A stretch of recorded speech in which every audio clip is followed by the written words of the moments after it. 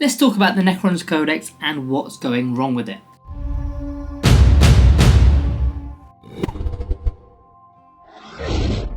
Hello guys and welcome back to Planet 40K. In today's video I'm going to be discussing 4 main topics about the Necrons Codex and why I believe it's going downhill. I'm going to be talking about internal balance with the units. I'm going to be talking briefly about Reanimation Protocols and why I don't believe it's that good of an ability. I'm going to go through some of the detachments, and finally I'm going to talk about some weapon profiles. These are the 4 core things that I believe are going wrong for the Necrons Codex. Now, I'm not wish listing, I'm not trying to make Necrons overpowered or strong. That's not what I want. I just want a more of a balanced game, and I'm noticing a few things that are going wrong with our codex. So drop a sub down below and let's get into the first topic, which is the internal balance.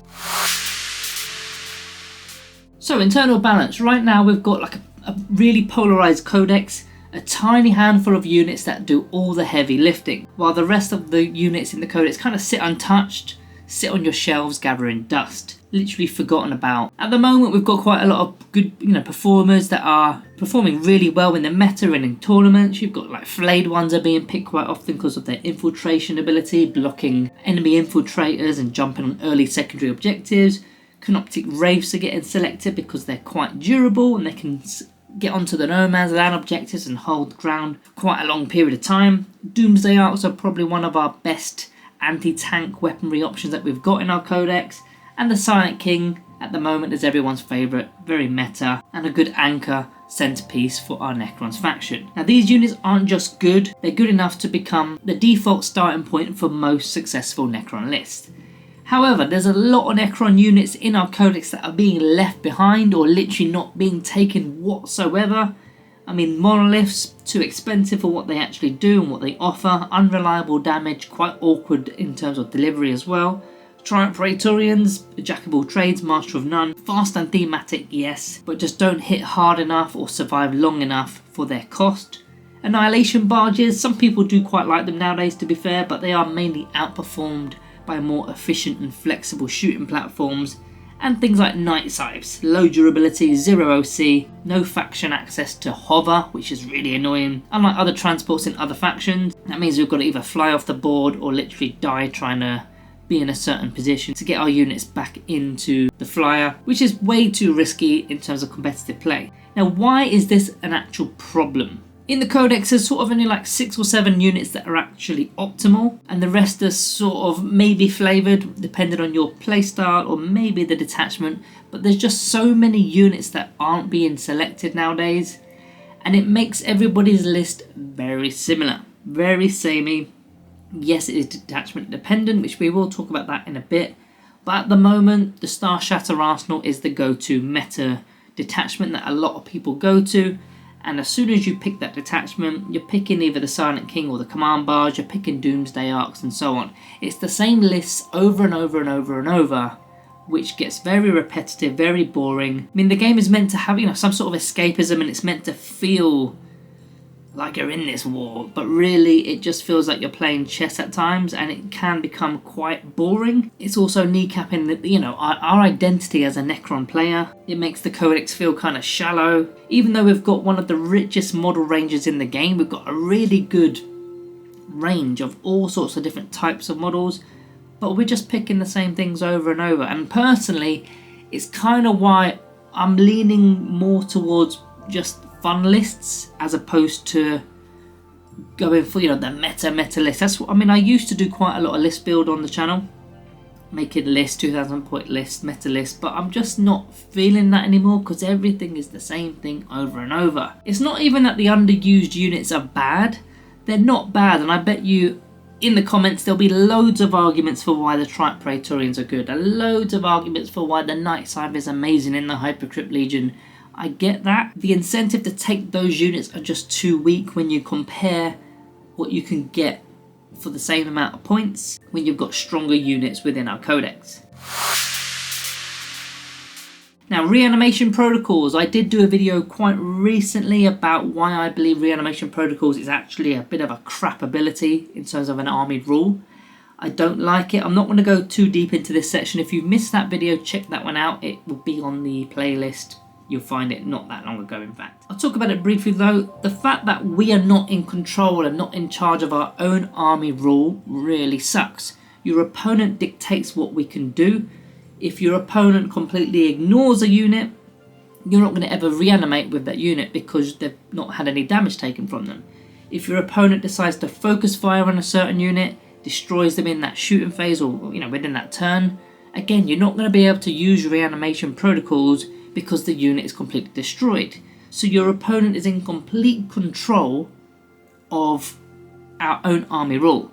The only control we have, which is in fact it's not even our control, the only thing that changes slightly is your opponent has to focus down. They can't spread their attacks throughout your army because then you'll get to reanimate. So that's the only advantage that we've really got. You're forcing your opponent to focus down and ignore other units, but that isn't even in our control because your opponent still gets to select what they're going to focus down on and what they're going to ignore. So I think it's a really crap ability, to be honest with you. It used to be overpowered in older editions where we used to reanimate after every attack, and that was way too much. I don't want that. I don't want an overpowered Necron army. That is not my goal. But some potential fixes, I think we should be able to reanimate even if a unit is wiped out, or we could have some sort of ability where if you're on objectives or nearby characters, we get a better form of reanimation, although that is like a reanimator, I suppose, but something a bit more than having to spend 75 points to be able to do that. Or the best option, I think, I don't know exactly how it could work, but reanimation tokens. A lot of armies seem to have these tokens as their army rule. Eldari have tokens, or dice. Tokens or dice, like World Eaters have their, is it tithe points or is it the blood? They've got some sort of dice and they control what they do. Sisters of Battle have their special dice as well. We don't seem to have anything, but if we had reanimation tokens where we could spend them when we wanted to, that would be in our control, in our turn, whenever we wanted to, we want to reanimate with this token, that would be better in my opinion.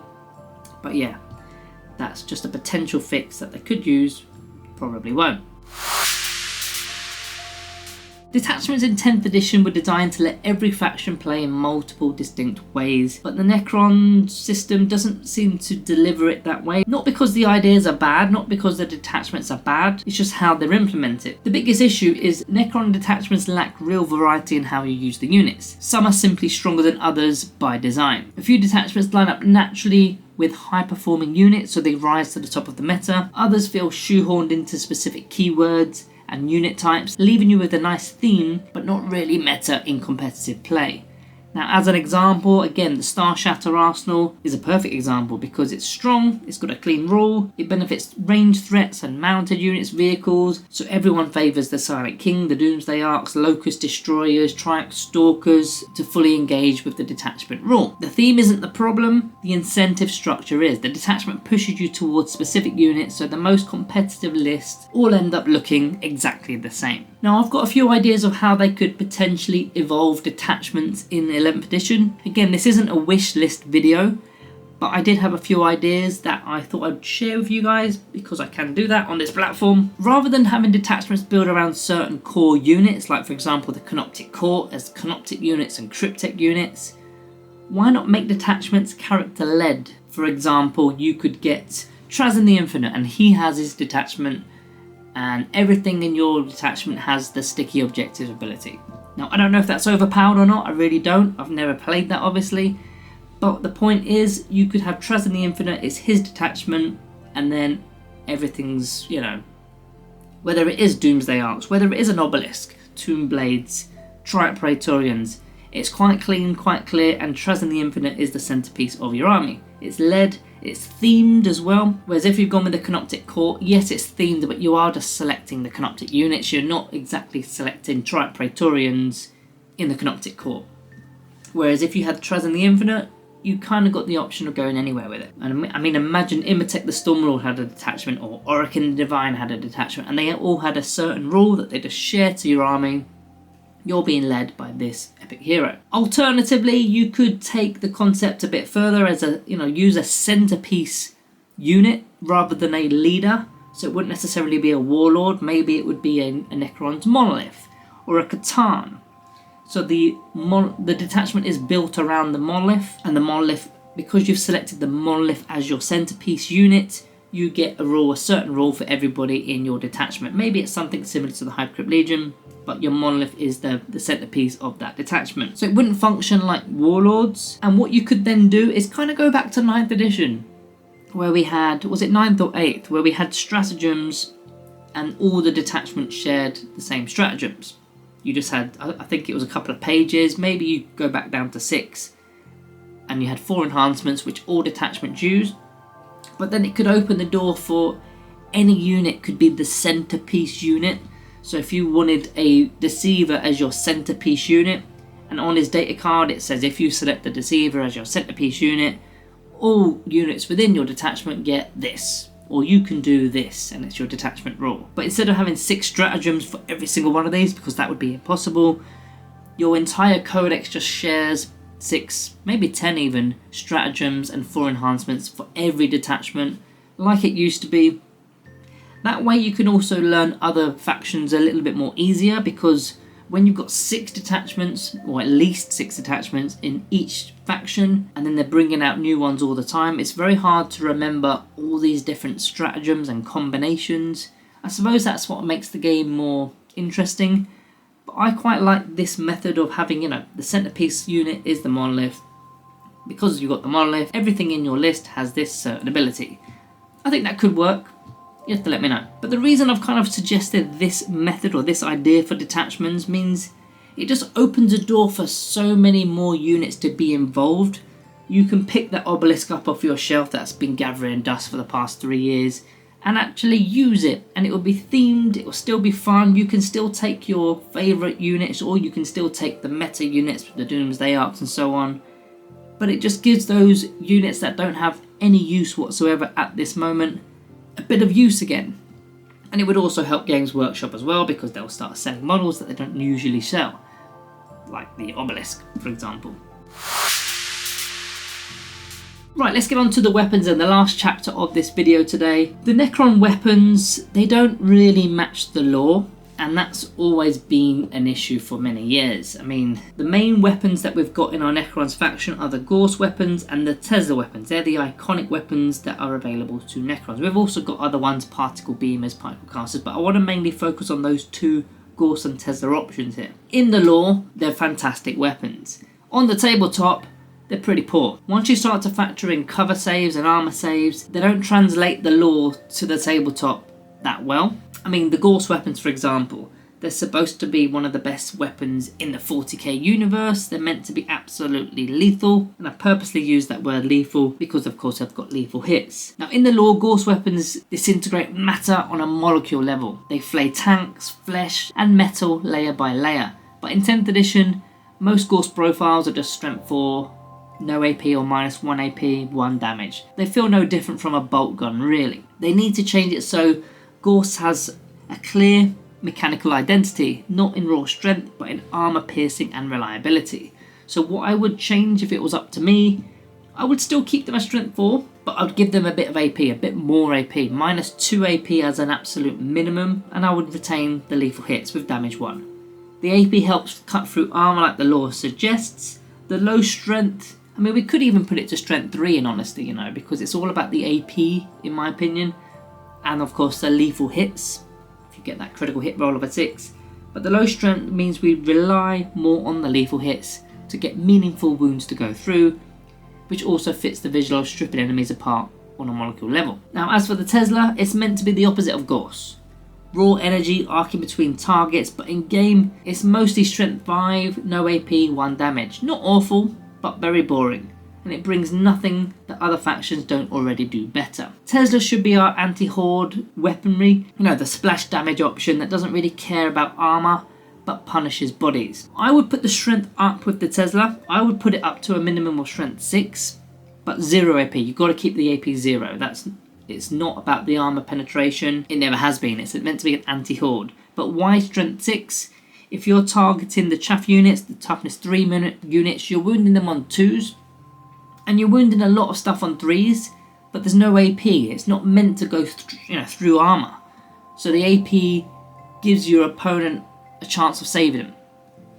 I'll also keep the sustain hits too, just to give the chain lightning effect. So it's going to hit a lot of models, wound infantry on 2s or 3s, but can't punch through armour. That's how it should be. It becomes a clear and thematic tool for clearing out chav without stepping on the Gore's toes.